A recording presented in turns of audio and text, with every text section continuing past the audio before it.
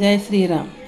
ఇప్పుడు వాతావరణం మారింది, అంటే ఎండల్లో ఉండి ఇప్పుడు వర్షాలకు వచ్చిన తర్వాత ఒక డెంగ్యూ జ్వరాలే కాదు, కపాలు పెరిగిపోయి అంటే కూలింగ్ వాటర్ బాగా తాగుతాం కదా ఎండల్లోని, ఆ ఎఫెక్ట్ ఇప్పుడు చూపిస్తుంది. అప్పుడు వద్దని తినరు, కుండలో వాటరే తాగాలి కానీ తినరు.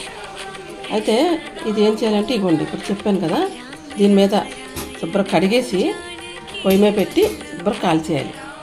మనం ఎక్కువైనా పెట్టుకోవచ్చు, తక్కువ మనకి ఎంతకంటే అంత పెట్టుకోవచ్చు. ఇది చేసిన తర్వాత కాలిపోయాక ఒక టిష్యూ పేపర్తో శుభ్రం క్లీన్ చేసేయాలి. ఇవ్వండి, టిష్యూ పేపర్తో క్లీన్ చేస్తే దానికి ఉన్న మసి అంతా వచ్చేస్తుంది అనమాట. వచ్చిన తర్వాత ముక్కలు కోసుకోవాలి. ఇవ్వండి ముక్కలు, ఇవ్వండి ఇలా ముక్కలు కోసుకొని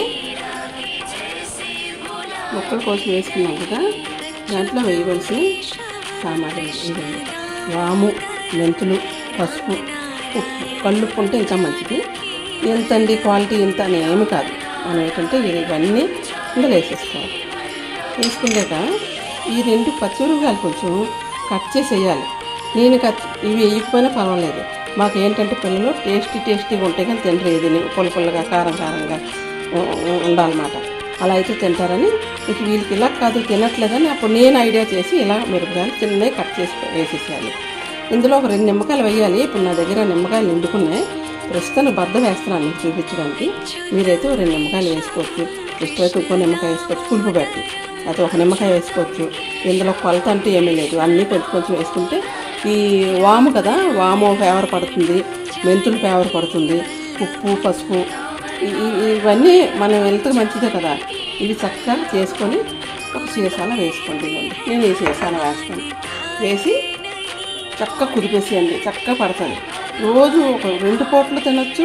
ఒక పూట బబుల్గమ్ నోట్లో పెట్టుకుంటాం కదా, ఆ టైప్గా పిల్లలకు నోట్లో పెడితే కారం పుల్లగా. మీ పిల్లలు కారం తినకపోతే మానేసండి, ఏం ప్రాబ్లం లేదు. ఇలా చేసుకోండి.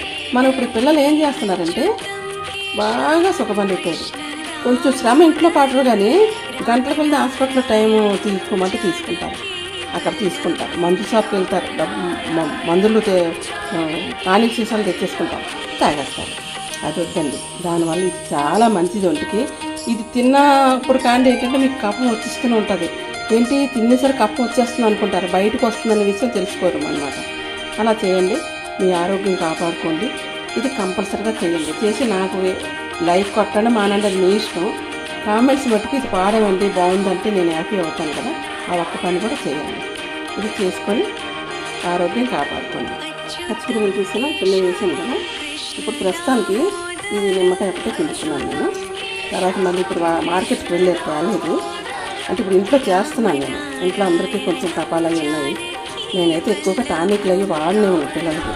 పెద్దోళ్ళు మీరు చేయండి. పెద్దోళ్ళు ఇంట్లో ఇలాంటివి కూడా మనం చేసుకుంటే మన మైండ్ కూడా ఖాళీగా లేకుండా మైండ్ చాలా ఫ్రెష్గా ఉంటుంది. ఇలాంటి పిల్లలు చేసి పెట్టండి.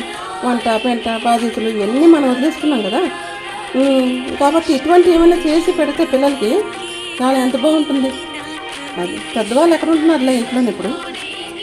ఇప్పుడు ఇవన్నీ కల్పించాలి. ఇలా వేసాను కదా, మనం ఇంకా ఎక్కువ చేసుకోవచ్చు, తక్కువ చేసుకోవచ్చు. ఎంతండి ఇంతండి ఏం కాదు, మీకు ఎంత అంటే వేసుకోవచ్చు. ఎక్కువ వేసినా తక్కువ వేసినా ఏం ప్రాబ్లం లేదు. మిరపకాయలు ఒకటే మీకు ఇష్టమైతే వేసుకోండి. మా ఇంట్లో అలా అయితే కొంచెం కారం పుల్లగా అడిగిసి తింటారు ఇలా ఉంటే మాకు ఇంట్లోనే. లేదంటే వెనకాల తగులుతూ తినండి అన్నాడు.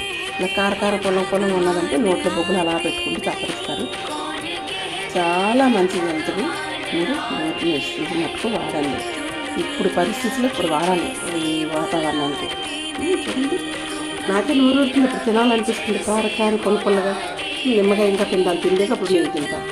సాయంత్రం ఇంకా ఊరుతుందేమో, ఊరి కొద్ది టేస్ట్ వస్తుంది అన్నమాట. బూజు పట్టదు, ఎందుకంటే బాగా కాలిపోతుంది కదా, కాలిపోతుంది కాబట్టి మనకి పిల్లలు ఇవన్నీ బాగా పడుతుంది. దాంట్లో ఉన్న వాటర్ లైట్గా ఉంటుంది, అది ఏమన్నా వాటర్ అంతా కలుస్తుందేమో. అబ్బా ఎంత బాగుంటుందో. మీరు చేసుకొని తినేసేసి నాకు కామెంట్స్ పెట్టండి. ఇప్పుడే చేసుకోండి.